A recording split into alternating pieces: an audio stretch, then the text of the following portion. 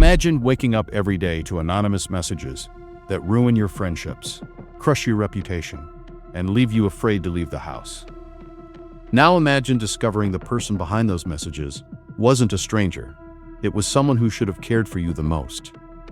This is the real story behind the Netflix documentary, Unknown Number, the High School Catfish. It's a story about harassment, deception, and a betrayal so deep it shook an entire community. Over the next few minutes, we'll walk through how anonymous text turned a teenager's life into a nightmare, how investigators traced the abuse, and the shocking truth they uncovered.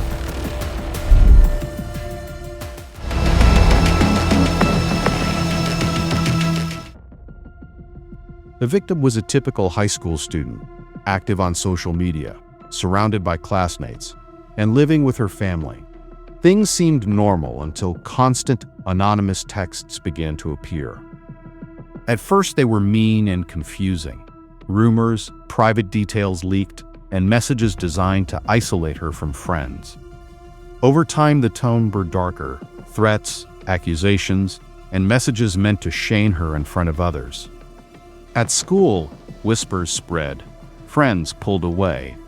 Each ding of a notification made her heart race. She began to change her routines, skip events, and avoid conversations she once enjoyed. What might have started as harmless bullying escalated into sustained psychological harassment, left her anxious, exhausted, and unsure who she could trust.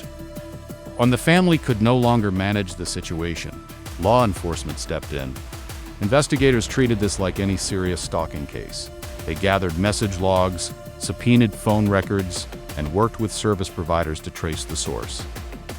Digital investigations often begin with small technical details: timestamps, carrier information, app metadata, and IP addresses. These breadcrumbs can reveal where a message was sent from, and sometimes who sent it. At first, investigators looked where most people expected: classmates, ex-partners, online predators. But the digital trail didn't lead to a stranger. It kept pointing back to the house the girl lived in.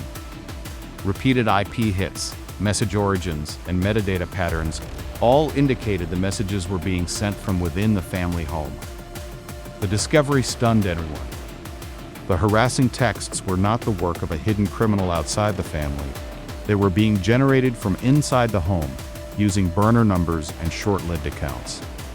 Investigators found evidence of spoofed phone numbers, multiple fake identities, and intentional attempts to hide the true sender.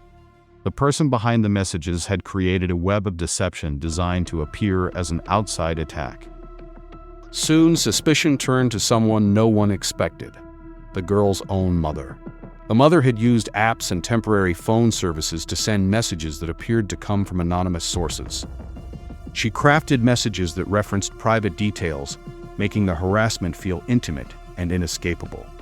The motive is complicated and still debated: control, a bid for attention, mental health issues, or a twisted attempt at manipulation. Whatever the reason, the result was a profound betrayal. Beyond the criminal investigations, the emotional fallout was enormous. The teenager's social life collapsed. Trust within the family was shattered. Even after the legal case moved forward, healing remained a long, difficult process.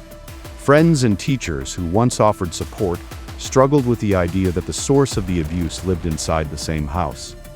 The documentary explores not only the technical investigation, but also the human consequences: the therapy sessions, the court testimony, and the slow rebuilding of a life upended by someone who should have been a protector. What makes this case chilling is how easily modern technology can be used to create a false reality. Burner apps, disposable numbers, and spoofing tools allow abusers to invent identities and manipulate victims. That's one reason this story resonated with so many people. It shines a light on a new kind of cruelty that hides behind screens and fabricated identities. There are lessons here for anyone facing online harassment. First, document everything. Save messages, take screenshots, and record time scripts.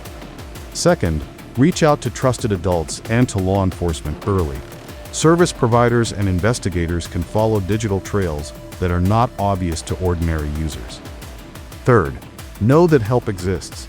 Schools, counselors, and national hotlines can connect victims with resources and protection.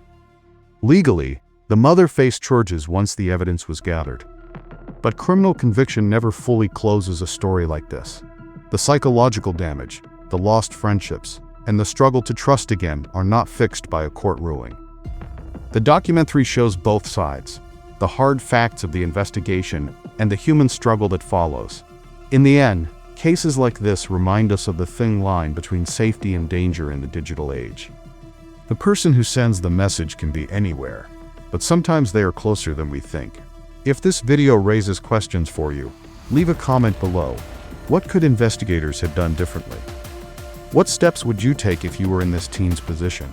I'll read the best comments in the next video. If you found this case shocking and want more clear, concise true crime explained for busy viewers, hit subscribe. I upload real cases every week. And if you want a quick breakdown, check out the pinned comment for timestamps and resources. Stay safe, protect your digital life, and remember, sometimes the most important step is to reach out. Thanks for watching.